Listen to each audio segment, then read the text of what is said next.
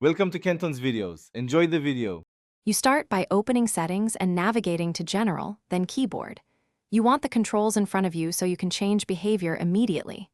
Once there, locate Autocorrection and decide if you need it off. Turning it off stops unwanted changes. While still in Keyboard, tap Text Replacement to add phrases or common fixes. This prevents future errors. Make these first moves now, because they unlock the deeper options you'll adjust next. Next, you customize how the phone corrects you. Add text replacements for nicknames, technical terms, or shorthand so the phone types exactly what you intend. Once done, toggle predictive on or off depending on whether you like suggestions. Predictive learns from your typing. If you use a third-party keyboard, make sure it's enabled in Keyboards. Otherwise, iPhone's corrections stay in charge.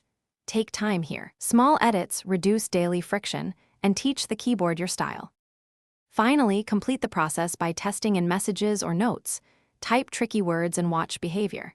If changes seem inconsistent, restart the iPhone to ensure settings apply.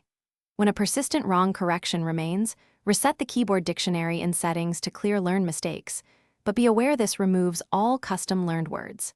If problems persist, check for iOS updates and, if necessary, submit feedback or test a third-party keyboard. This sequence resolves most issues quickly. Try the restart before deeper steps.